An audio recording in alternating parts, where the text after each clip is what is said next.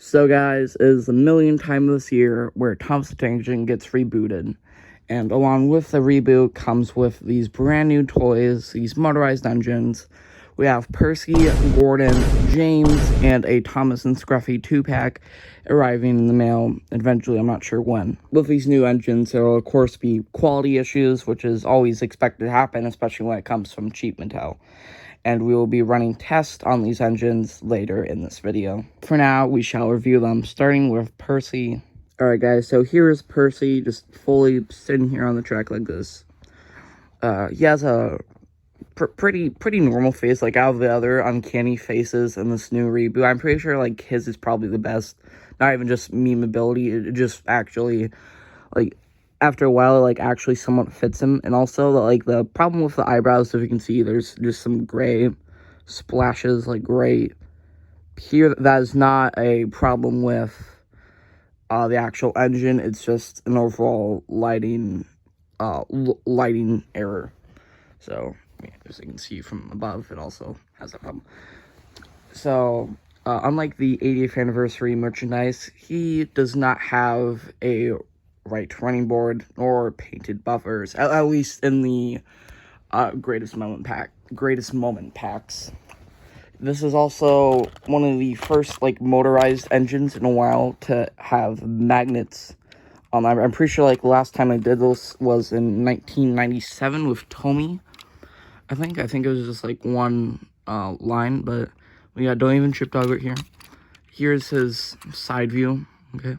The one thing I really hate about this model is how there's just this giant red chunk plastered in the chassis.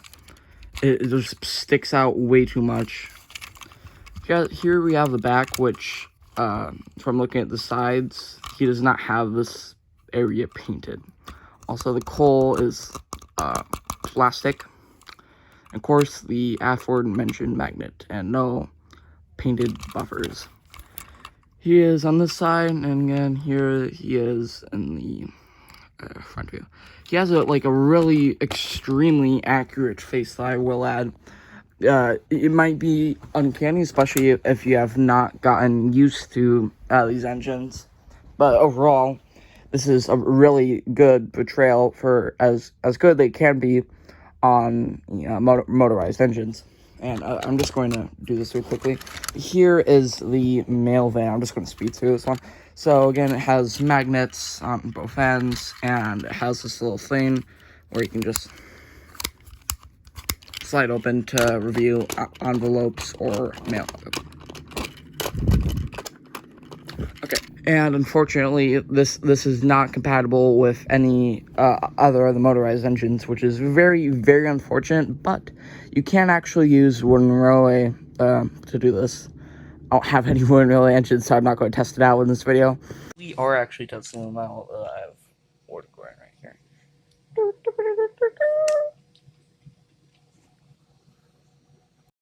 But other than that, I feel like Percy is probably the best engine you can get out of these three.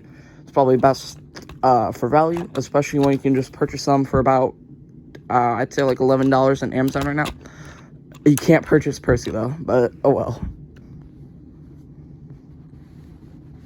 Okay, so the next engine we will be focusing on is Gordon, the Gelbing sausage himself.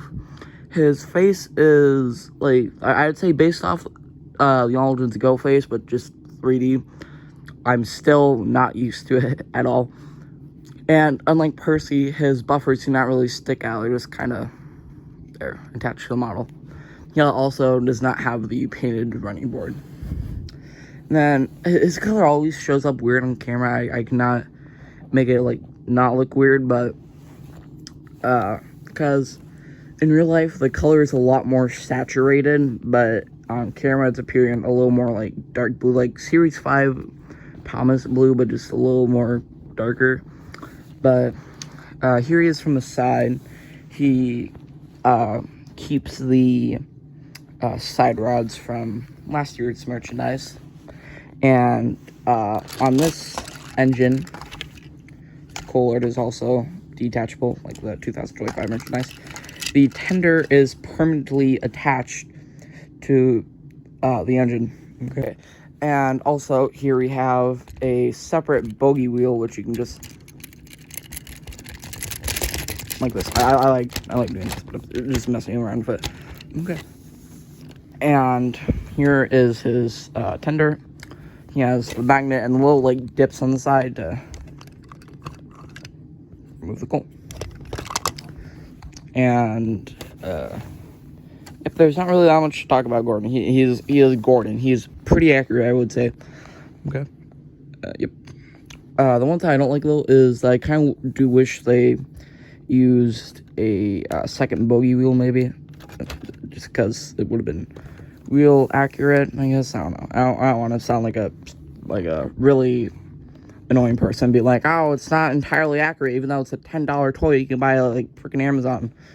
Of course, it's not going to be entirely accurate.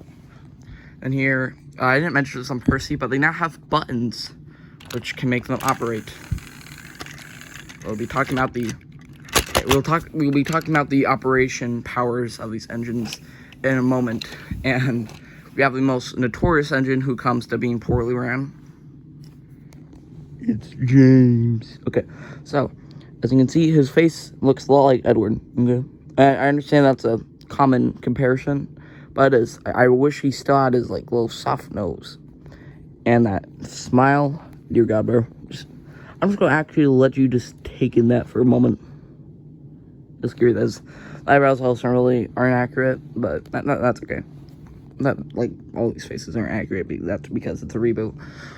Okay, so his buffer beam dips down a little bit. Okay, and again, doesn't have pane running board or pane buffers, and like Gordon, he just has these weird looking buffers.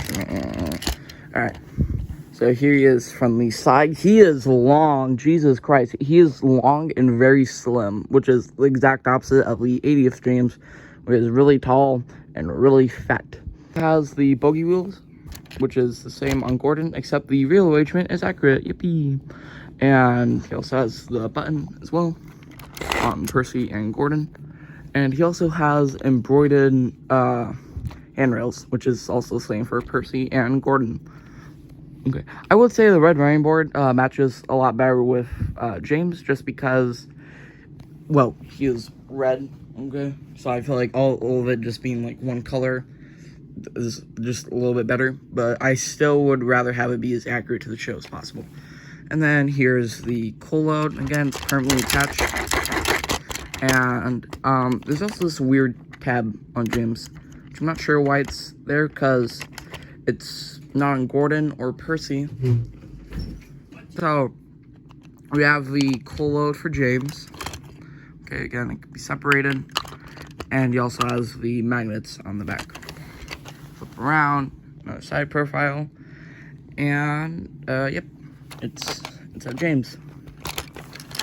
I would say, yeah, I would say the face resembles James a little bit. I have gotten more used to it than Gordon.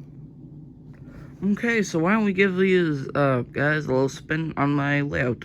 Alright guys, so we're first going to be testing out James, just because I heard there are some problems with his model running. He's probably the poorest runner, I've heard.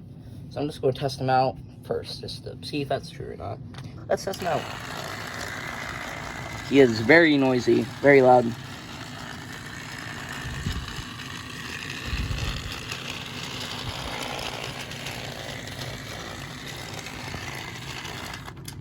But, okay, he actually did that quite quickly, like, better than what I was expecting him to do. So, yep, James is an overall good runner. Alright, so next we're going to be testing Gordon. He is, again, not showing up in proper colors, which is starting to piss me off a little bit. So we're going to test him out. Oh.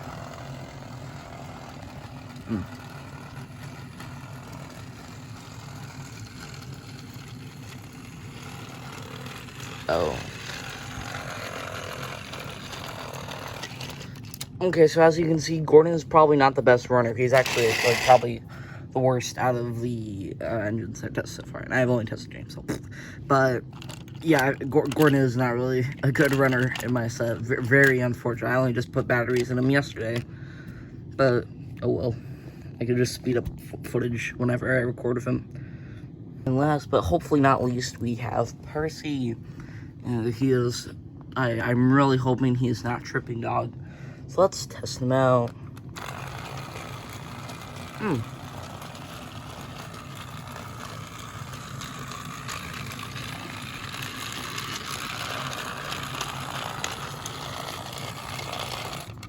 Okay, well, I would say he goes a little bit faster than James.